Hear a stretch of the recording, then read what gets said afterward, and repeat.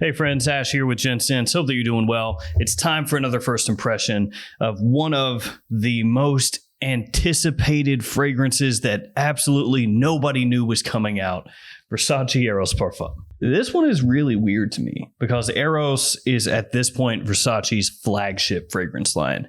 Eros is to Versace as Sauvage is to Dior. It's their best-selling line. It's obviously where they're focusing a lot of their attention as far as the men's fragrances go. And yet their newest one basically has come out with no fanfare whatsoever. Nobody even knew this stuff was coming. At this point, I haven't seen a single ad for it anywhere. I don't even know that there are professional media photos out there of this fragrance. It's just there. Actually, Jeremy Fragrance got his hands on this before 99.9% of the world even knew that it was going to be a thing. Part of me almost wonders if Versace didn't just go, oh man, that kind of blew the lid off this thing before we were ready to actually launch it. Just put it out there. Seriously though, it is really strange that Versace isn't really pushing this one yet. They obviously will. It's just strange that it's already out and you wouldn't really know it unless you went to like one specific website and looked. So let's go ahead and jump into this. I'm going to unbox this, give it a smell, and we'll see how it is. Let's jump into it.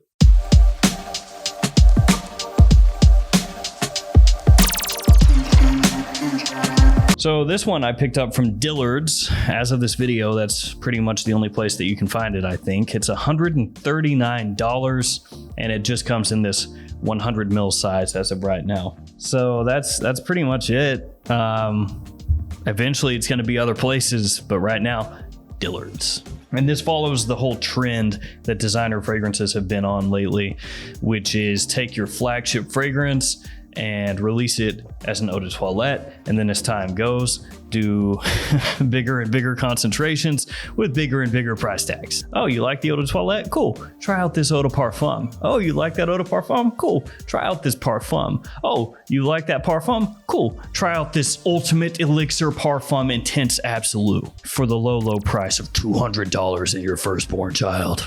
So, oh man, it would be funny if it weren't true. And later on in this video, I'll do a giveaway of a decant from this bottle, so stay tuned for that. So looking at the note breakdown for Eros Parfum, one thing that you're gonna notice right away, or at least I noticed right away, is that no mint in the top. Actually, no mint at all. Now, who knows? Maybe there is mint in here. I've not smelled it, but I noticed no mint in the top, and then no ambroxan or amberwoody type notes. Instead, there's cashmeran in the base here. There's also no apple in the note breakdown here. That's a big part of Eros, or what makes Eros Eros, so that's interesting.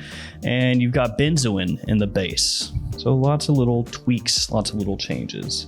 I'll go ahead and show off the presentation here really quickly. You got the name of the house, name of the fragrance, and size and concentration right there on the front. This one obviously different because it has this gold kind of plaque almost look to it on the front. You got Versace up at the top, nothing on the sides. On the back, you have your ingredient information. And on the bottom, your batch code and barcode. Batch code here, MC2104. And here's the presentation. It is the exact same as the eau de toilette and the eau de parfum, only this one says parfum on it. Yeah, it's the exact same. No difference in coloration. None at all. So it's your standard Versace Eros bottle, which I actually really like. I think it looks cool. You have the Medusa right on the front. Got that pattern on the back. On the top of the cap, Medusa once again clicks into place, and you have the Medusa on the inside of the cap as well. On the bottom, sticker with your batch code.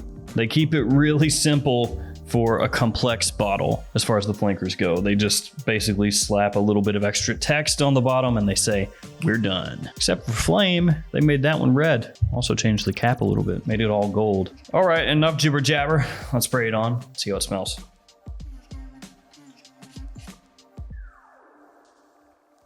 So in the top, you pick up a little hint of pepper. It almost has this kind of slight herbaceous green undertone, sort of a nuance. The citrus you can pick up right away. It's a little bit sweet, but not overly sweet. It doesn't bash you over the head. It's actually kind of muted in a way. It's not juicy. It's definitely not the same type of opening that you'll get from the original Eros, as far as just being this loud, sweet, youthful scent. That sort of slight green herbaceousness is going to be coming from sage and a bit of lavender. You can pick that stuff up pretty much right away. Elemi in the top you can pick up as well. It kind of blends together and melds together with these other notes and slightly warps them. Not in a bad way, it's just the Elemi is not really, over top. It's kind of mixed together with everything else. The vanilla starts to creep out pretty early on. So when you first smell it, you maybe don't pick it up quite as much, but then it starts to seep out. It's almost like a door. And at first it's like blocked with vanilla, and then it starts to waft in from like underneath the crack in the door. So at first you're like, oh, okay, it's not really there quite as much. And then after just a little bit, you start to pick it up, and you pick up a little more and a little more and a little more as it starts to seep out from underneath this imaginary door. I'm gonna go ahead and spray a hit of Parfum on my hand here, and then the Eau de Toilette on the other. So there's a definite big difference in the opening here. The Eau de Toilette, it's zingier, it's brighter, it has that mint that kind of pops off your skin, right away, just jumps right off there. That's missing in the Parfum, which is not a surprise because it's missing in the notes. It does become much more obvious though when you smell them side by side. So Eros Parfum is coming across, and this is not going to be a surprise whatsoever, but it's coming across like a more mature take on the Eros DNA. And that's such a throwaway kind of line because it gets used so often with these flankers that go from Eau de Toilette to Eau de Parfum to Parfum. And yet that ends up being the best way to describe them so many times because that's just what it is. Hey man, what would Eros smell like if it wasn't made specifically for, a younger guy in a club situation wanting attention, really loud, sweet fragrance? What if we reimagine that DNA?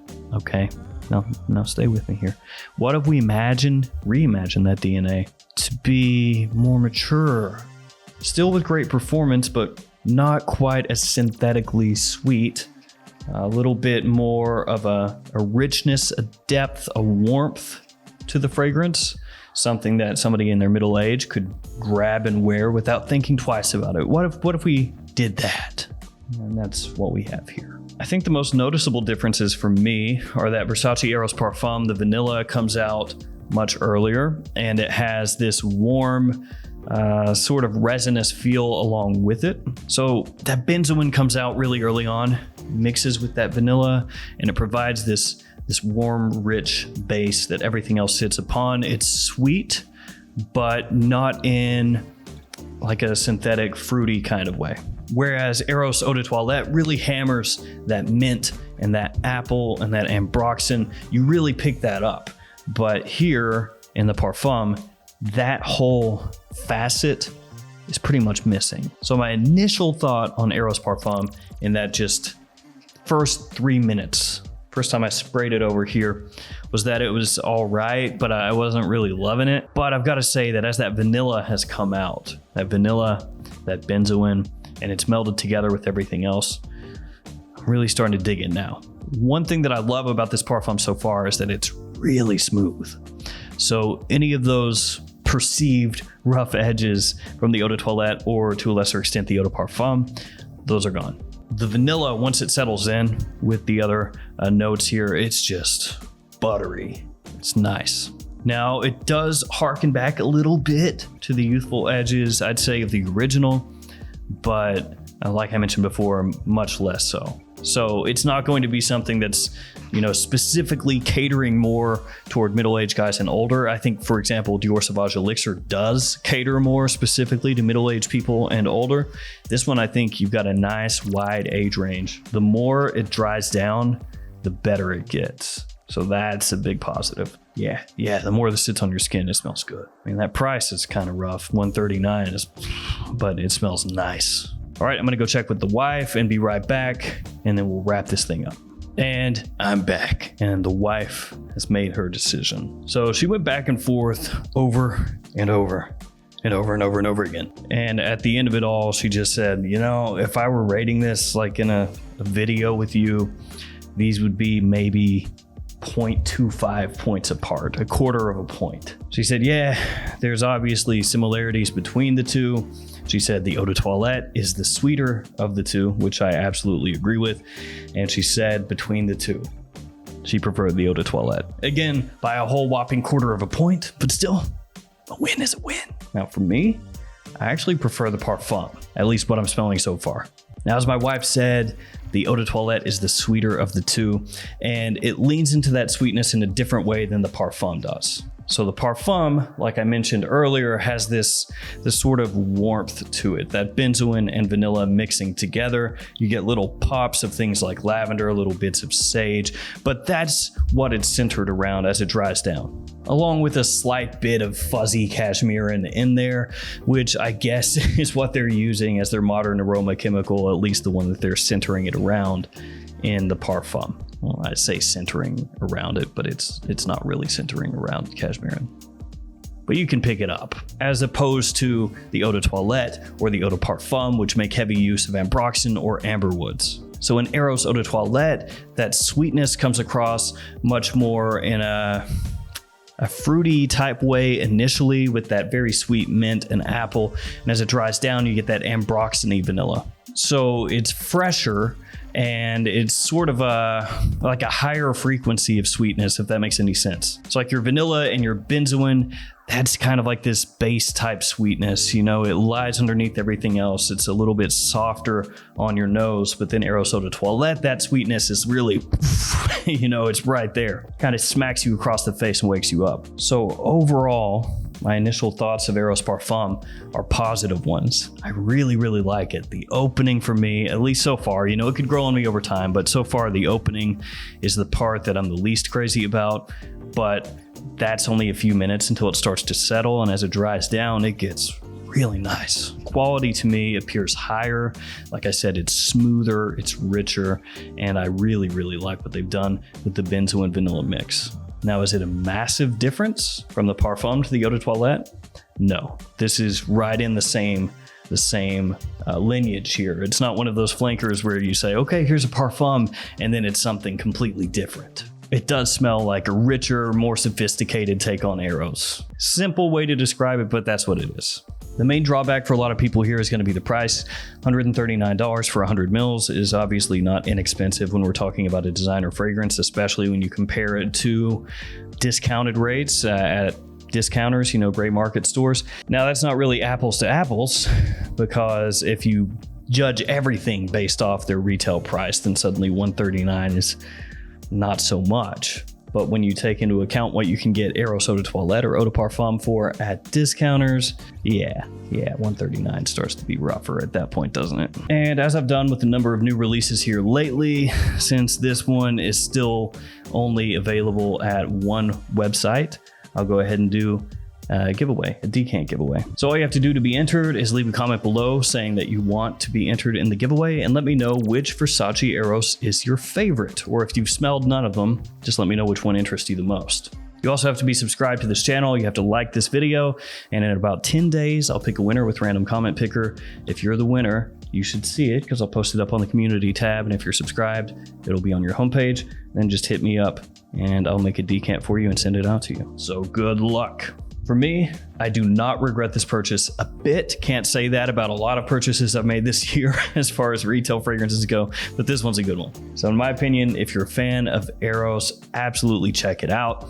If you like the idea of Eros, but maybe that really sweet mint in the opening is off-putting to you and you wish that weren't there, then check this out, because this may fix that for you.